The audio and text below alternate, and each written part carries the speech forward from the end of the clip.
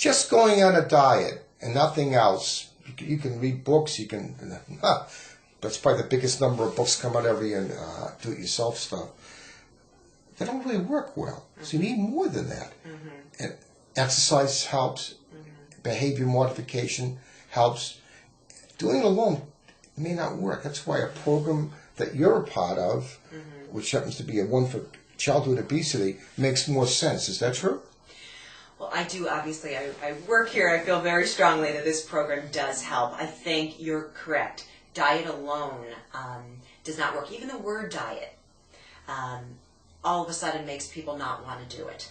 You know, we look. So we'll change the name to selective eating. Right. We look at this as a lifestyle change. And that's why I think a program really helps that's involving the whole family unit. And it's not looked upon as a 3-month commitment or a 2-month commitment, but as something that we're learning to do for this child's life. We're changing, you know, this kinds of eating for always, not just for the period of time that they're above where they should be. So the philosophy behind Kids Weight Down program basically is a change of lifestyle. It has to get the family involved because you can't just do it alone. Absolutely. It's more than just reducing calories or controlling calories. There's some exercise. Absolutely. There is some life modification, how you think and how you react to stress and everything else in life. Is that true? Absolutely. Absolutely.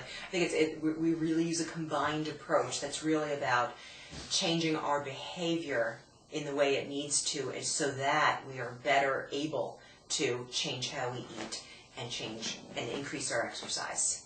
There have been studies saying that things like Weight Watchers and all the other ones at best have a 5 and sometimes even lower 2% success rate after 2 years.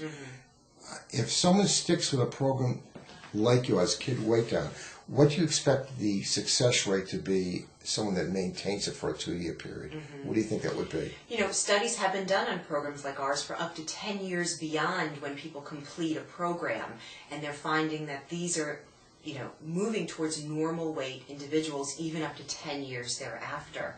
So we're seeing not only the change for 2 years. But what percentage someone sticks to it would you say you have success? You know, we're finding, again, these are long-term studies that have been done. 25 to 30% of kids are now in the normal weight range. You know, which is 10 years 5 later. to 10 times the other type of programs. Absolutely, absolutely. Because we're not saying Weight Watchers is bad. Or absolutely not. Absolutely not.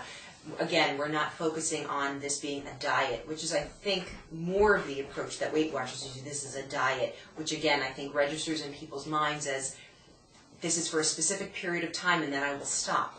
Whereas if you change someone's lifestyle, if you change their ability to go up, you know, use the stairs, use the instead of the elevators, you know, walk, be more active in their general life, you're going to have long-term change. Because probably the other programs as good as the counselor you go to, and there's probably some terrific counselors at Weight Watchers. Absolutely. And there's some that maybe not as good. So when you have a program made up of psychologists, nutritionists, whatnot, one like this, they're better suited because they're more credentialing, more experience, and there's a better chance, not a guarantee, that if they stick to it, they might be more successful. Is that true? That's what all the research tells us. And obviously I feel strongly about this program, so that's what I believe.